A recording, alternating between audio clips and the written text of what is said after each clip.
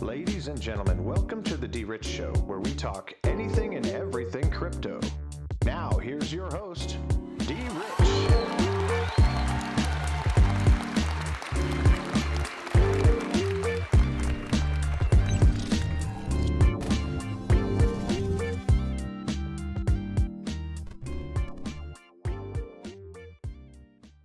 Hey everybody, welcome back to the DRich Show. This is DRich and today is September 29th, 2021.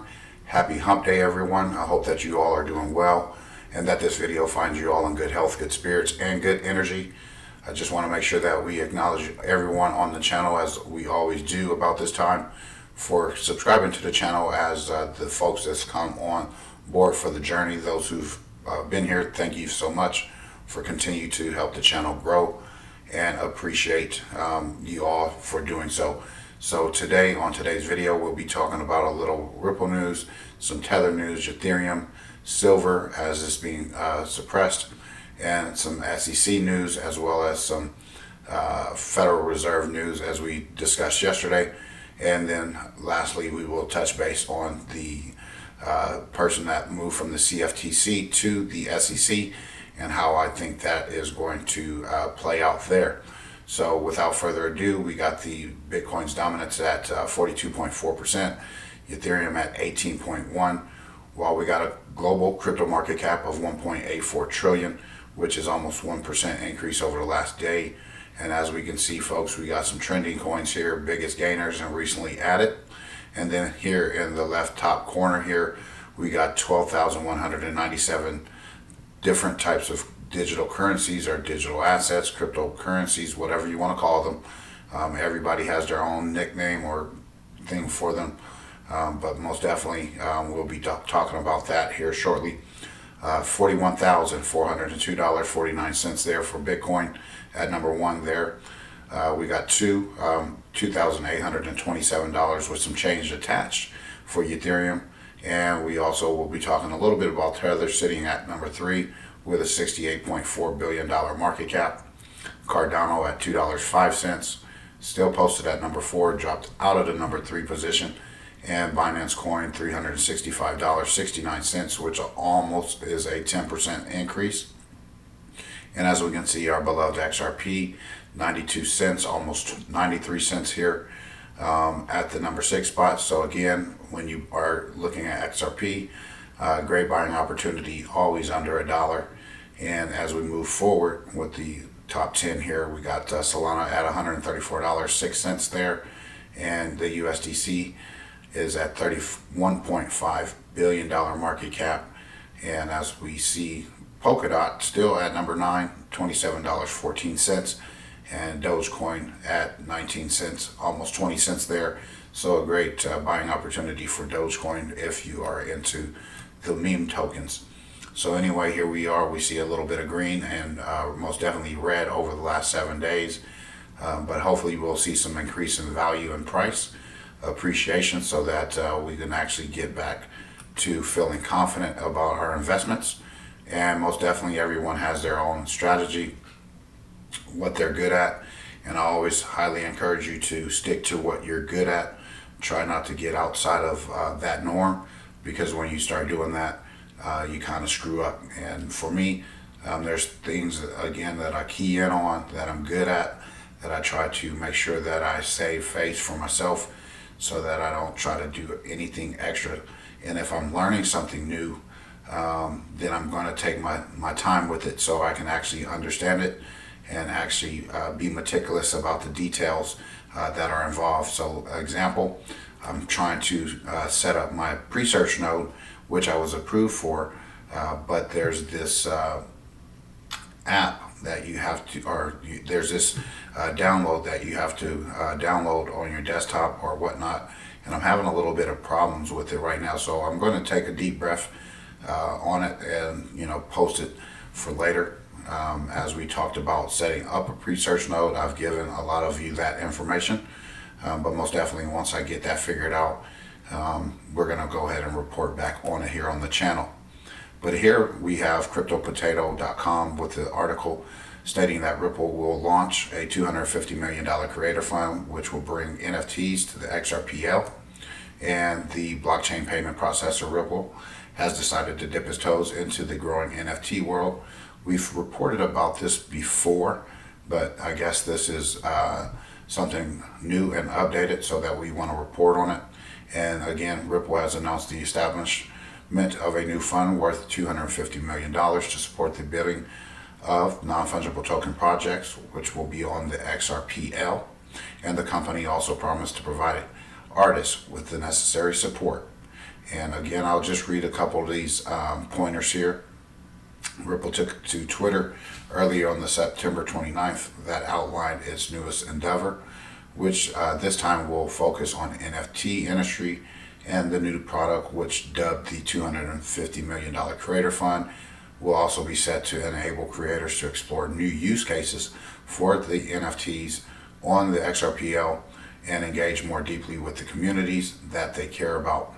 And again, to do so, Ripple plans to work with artists and marketplaces, which will provide them with the financial, creative, and technical support they might require.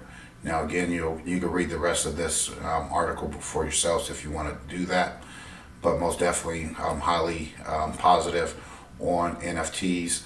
As you can tell, that there's going to be different type of cryptocurrency or crypto tokens or crypto music or art placed on the blockchain. And if you listen to the video with John McAfee yesterday, anybody can build on the blockchain, which is going to benefit a lot of us, because again, we have our own creative genius, we have our own things that we like to do that will actually create value for us long term. So again, I'm not heavily, I won't say heavily, but I've invested in some NBA Top Shop. I kind of like those NFTs. And then I also like some of the NFTs on the Wax blockchain within itself. And for me, I just have to expand a little bit further out there and things like that to see what else is out there that might catch my eye. So here we have an article from You Today. Tether scores major legal win in a $1 trillion market cap manipulation case. Okay, so again, stablecoin issuer Tether and affiliate cryptocurrencies exchange Bitfinex has notched a legal win in the major market manipulation case that has been dragging on for almost 2 years. U.S. District Judge Catherine Polk Failla has dismissed half of the claims made against the defendants. So again, there's still claims that are out there, but Tether and Bitfinex has indicated that they are not willing to settle with the remaining claims, describing them as meritless. And we are grateful to Judge Failla for her meticulous opinion, which exposed many different deficiencies in the plaintiff's claims.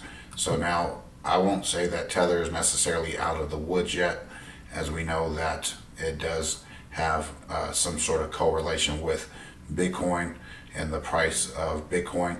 Now, I'm not a hater of any one of these two assets, but when we can resolve manipulation issues, things like that, which this sets a precedence moving forward, that Tether is not doing that. But we want to hold our judgment until further notice, and I hope that again all of these things do well, because honestly, I use Tether to trade in and out of assets, to move money around, things like that. So I'm not opposed to it, because if I was opposed to it, then I wouldn't actually use it as I do, as a means of transferring my funds from one asset to the next. So again, we'll see what happens. Hopefully everything works itself out, because overall we want crypto to have a positive outlook on other people that are coming in, and when they start seeing stuff like that, they kind of get turned off. So we'll see what happens there. So an article from CoinDesk here. Ethereum developer Virgil Griffin pleads guilty to conspiracy charges in North Korea sanctions case, and Griffin was charged with violation of sanctions law by giving a cryptocurrency and blockchain presentation at a North Korea conference in 2019. So this was an article from September 27th. Again, Virgil Griffin, who is one of the Ethereum developers who has been charged with violating U.S. sanctions law, has pleaded guilty in an agreement with federal prosecutors. Griffith pleaded guilty to one charge of conspiracy that violated International Emergency Economic Powers Act on Monday in a New York courthouse. So I'm going to read about this here shortly off of, on my own time. So International Emergency Economic Powers Act. I want to look that up and see what that entails. The plea deal could see him serve between 63 and 78 months in prison, and he will be sentenced in January of 2022. So again, I don't know too much about this case. I just wanted to report on it because, Ethereum is in the news again, in my personal opinion. I don't know if Ethereum is going to end well for Ethereum, but we'll see, because they have a lot of things that's going out against them, whether it be this Ripple lawsuit, the IPO as a security, things like that. So, and plus, they're giving it a free pass and trying to choose winners or losers. So again, we'll see what happens. I just want to report on this. So if you want to take a read on this thing here, we'll most definitely look at those policies and laws and rules and how that works out, so I can kind of get a better understanding of that information, so I can report on it at some other time. Now, I just want to really quickly point this out here. It's not really pulling up, but silver prices plunged to a 14-month low, and silver miners sharply lower. So again, I won't report on it today because I can't go down.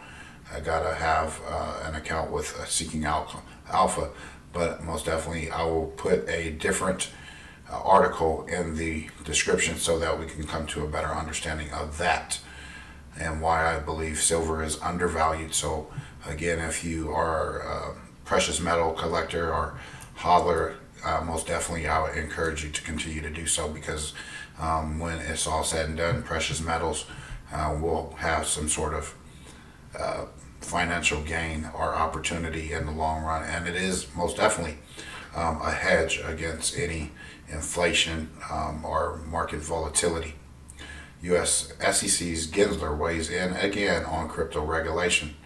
U.S. Securities and Exchange Commission Chair Gary Gensler says crypto markets will not end well without regulation. My question is, when will we get those regulations, and what are the regulations? I think he is on the wrong track here. Why will they end? More unlikely. This person states unlikely that thousands of cryptocurrencies can all compete, and he's right on this. And even cursory glance at economic history will tell you this. Anyways, Bitcoin has a drop in the past hour or so. So again, we'll see what happens. I'm not really saying that all cryptos will disappear. I do think some of them will. And if you are a person who's been in traditional markets, it's just like, you have IPOs, you have certain guidelines or rules that they have to establish when it comes to being removed from the trading platforms or exchanges. And then they also have another opportunity to get back on, get delisted to relisted, vice versa. And I do think that this will probably be the same thing with cryptocurrencies, as it is a nascent market. And I do believe that some of those rules and laws or whatnot will still apply to cryptocurrencies as they do with the traditional finance or traditional markets. And I do believe we'll see what happens when it comes to this. So most definitely, we talked about almost 13,000 different type of cryptocurrencies, and we'll see which ones survive, which ones don't. I am really opposed to thinking that they'll all disappear, or 99% of them, because at the end of the day, that means you are hampering individual success or their opportunities with their own innovation. As we know, you can actually build on the blockchain no matter who you are. and where you are. And I want everyone to be successful and be able to have a seat at the table at some point and some time. And now we're going to get into this article from Zero Hedge. Warren accuses Powell of being a dangerous man, says she will oppose renomination. And most definitely, we talked about Jerome Powell, and I do believe he is corrupt as well. And he's just trying to save face. And I think that most definitely, I guess they'll call him Jerome Danger. All right. And just when we thought Senator Warren's testimony was going to be, complicated disagreements about the Dodd-Frank and our long simmering gripe about changes made to the Volcker rule, the senator accused Powell of being a dangerous man and said his renomination to lead the Fed was a risk not worth taking. Your record gives me grave concern, Warren said to Powell. Over and over, you have acted to make our banking system less safe, and that makes you a dangerous man.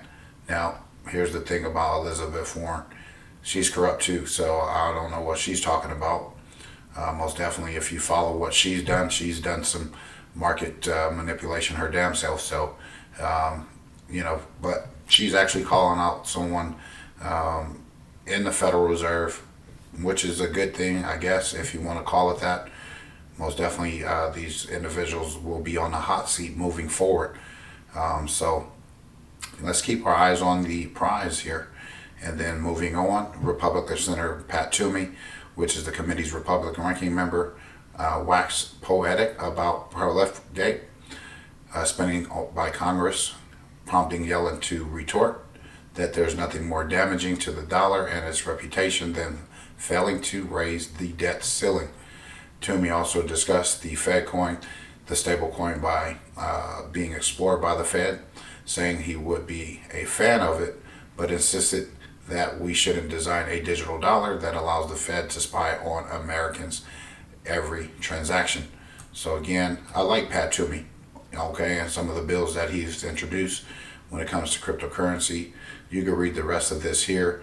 Again, Janet Yellen, corrupt individual, things like that, and some of her involvements, even with some of the things that happened with Robinhood and those entities revolving around that. And I don't understand why we will continue to raise the debt ceiling. Let's just get it over with. Call it a day. You guys failed our banking structure, our banking systems, our financial institutions. The people most definitely have seen more failure than these folks, because at the end of the day, they're going to go home and they're going to be still wealthy and rich, while a lot of us regular human beings, whether it be here in the United States or abroad, we're going to have the impact.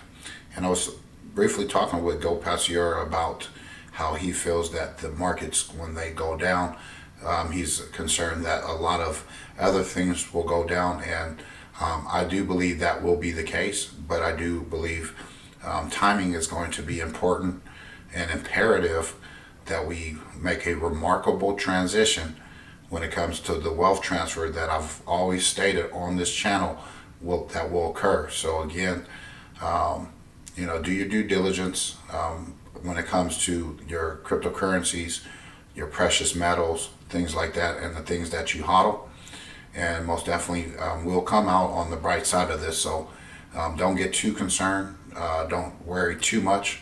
Just take care of yourself for what you need to for maybe a couple months. And I do believe that once everything is set up, I think that will most definitely benefit from this actually happening rather sooner than later. So this finally is the article I wanted to get to. Cointelegraph, CFT Commissioner Dan Berkowitz will become the SEC General Counsel. The commissioner has said that the CFTC's enforcement actions in the crypto space have been aggressive, and hinted that decentralized finance platforms were likely illegal under the Commodity Exchange Act. You see how they like to just throw it out and blatantly lie, say that it's illegal, okay? They say these and use these type of terms to kind of FUD people, get people out of positions, and knowing that these folks don't have a future, and also knowing that cryptocurrencies, decentralized DeFi finance will most definitely end their reign.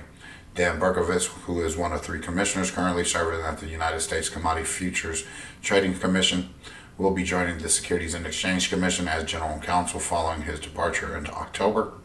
And in a Tuesday announcement, the Securities and Exchange Commission, or SEC, said Berkovitz would assume the role of general counsel starting on November 1st, 2 weeks after stepping down as the commissioner of the Commodities Futures Trading Commission, or the CFTC, where he has served since 2018.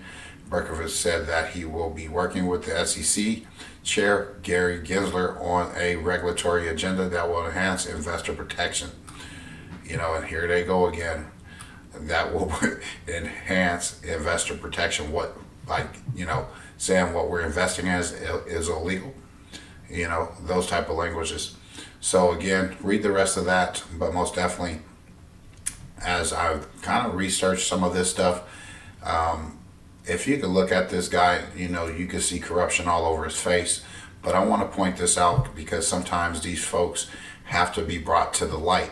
And then Berkovitz was nominated by President Trump to serve as a commissioner on the Commodity Futures Trading Commission on April 24th, 2018. And he was unanimously confirmed by the Senate on August 28th, 2018, and sworn into office on September 7th, 2018 for a 5-year term expiring in April of 2023. And again, here's what I will say. Although Trump appointed this person, you got to ask yourself, why did he appoint this person, or why did he get nominated for this position? Now, sometimes you got to move your chess pieces across the board in certain positions to see what they'll do, how they'll act, how they'll respond, some of their activities, whether they be nefarious or fraudulent, or whatever. And then now that this so-called administration is in office, now you get to see some of these pieces being moved again. And as we see, he's going to be working directly with Gensler and some of the regulation, trying to protect our best interest, which is false. But most definitely, this is why I say he is actually corrupt, and we'll end the video on this note. Now, if you go to OpenSecrets.org, lobbyist profile, Dan Berkovitz, you can type that information in. You got some summary here, some contribution, official positions, issues, bills, things like that. But one thing I want to point out here, although it's not a large sum of money here, who did this money go to, or the recipient? Hillary Clinton. Okay? So for me not to look at this, it would just be a disservice not to point this guy out, and people getting excited about this person, that person. Listen, all we have to do is just go to OpenSecrets.org, see who donated to what, for lobbyist reasons, for whatever. And then once you find that out, then you'll know if they're corrupt or not. And you know what? Some of these folks are corrupt. So I'll leave it at that. I don't want to get too far ahead of myself. Most definitely will. And that's back in 2015, before anything got started with the 2016 election. So now we're here in 2021, and we're starting to see some of these people being moved, as you can see them much more clearly now. So anyway, folks, I hope you enjoyed today's video. I hope that I was able to provide some good news or good information. Hit the like button, hit the subscribe button if you're brand new to the channel, the thumbs up, and the rumble button. And for those folks who are listening to me on my podcast, wherever they may be, Anchor.fm, iTunes, Spotify, things like that. I want to make sure that you guys are well acknowledged over there as well. So thank you. God bless. Take care, and we'll see you tomorrow. Have a good day. Sorry. Treat everyone with class, dignity, and respect. Can never not forget that. Cannot forget that. Bye-bye.